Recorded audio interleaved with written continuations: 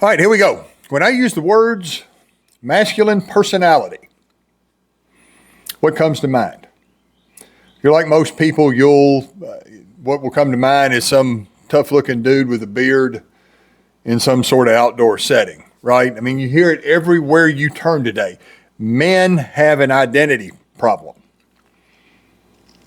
Just look at politics. Both political parties they're trying to define it so they can figure out how to control it.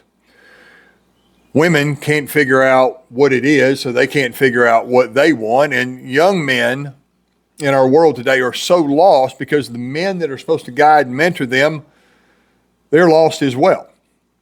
In this session, I'm going to discuss the concept of the masculine ego and give you 4 universal characteristics of a man's personality, the 4 characteristics of the masculine personality, plus I'm going to give you 3 unique ones. And I'm going to share with you one big thing that 90% of the world has absolutely whiffed on when it comes to understanding masculinity. So stick with me. I'll get this done in the next 6 or 7 minutes. Hello, my name is Mark Mascola. Welcome to Masculine to the Core and the Man in the Arena podcast. When I wrote Masculine to the Core, I wrote it as the solution to the 3 biggest challenges men are facing today. And when I say challenges, with every adversity comes the seeds of the opportunity and the solution. So what are the solutions that this book has for the problems that men are facing? Number 1, it empowers men to discover and awaken the powerful man God created them to be and to become. Number 2, helps them understand that God created them with and for a higher purpose. You weren't put here by and for an accident. And number 3, realize the importance of surrounding yourself with an alliance of godly men.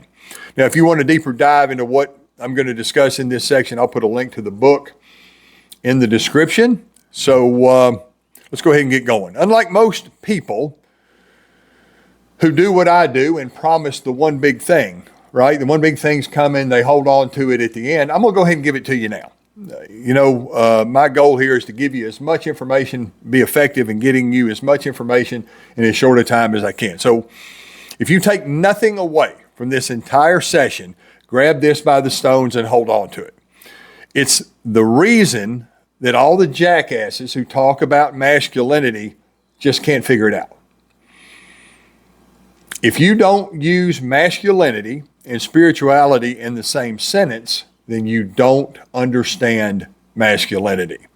You see, masculinity is the godly characteristics that God gave men physically, mentally, and spiritually. And all 3 of those things matter. Again, masculinity is the godly characteristics that God gave men physically, mentally, and spiritually.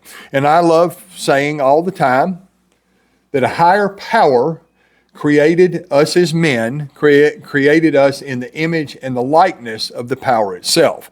And that's why one of the 4 universal characteristics that God gave every man is masculinity.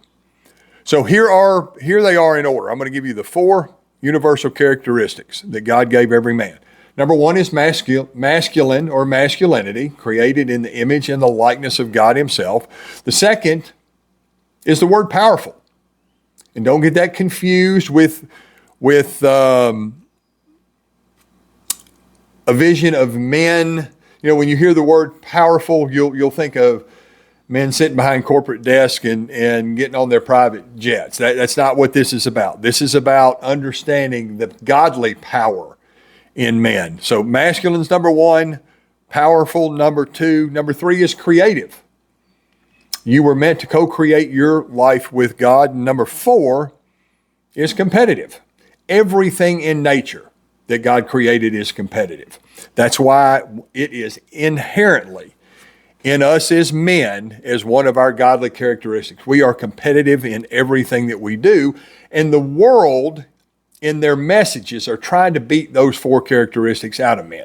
They want men to be less masculine. They want men to be less powerful. They want men to be less creative. And they want men to be less competitive. Those things are universal in that they are inherent in every man, and they are providential, meaning that they are given by God. When you hear someone say, man, that guy has a real ego, right? It's never meant as a compliment. Well, the word ego is a highly misunderstood word, just like the words masculine, powerful, and alpha. The word ego simply means how a man identifies himself. And whether that ego is healthy or not is based on whether that ego is godly or not.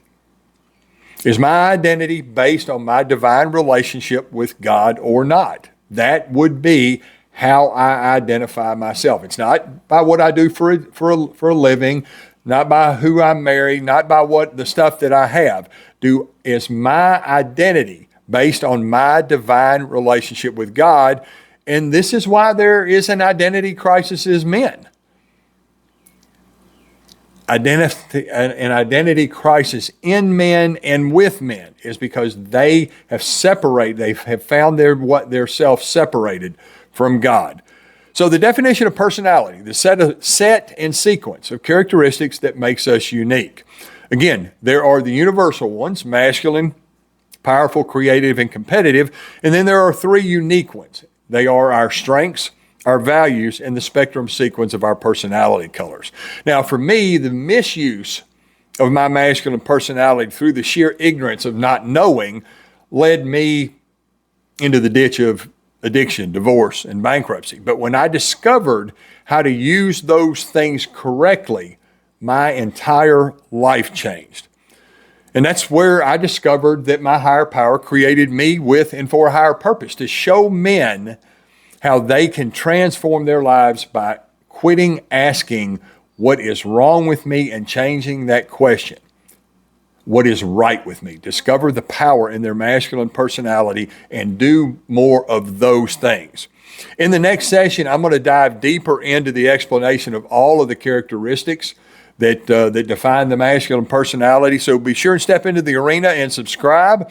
And I'll see you next time on the Man in the Arena podcast. This is Masculine of the Core, Mark Mascola. I'm going to tell you, go be the best and most powerful version of yourself, the man God created you to be and to become. We'll see you next time. Bye for now.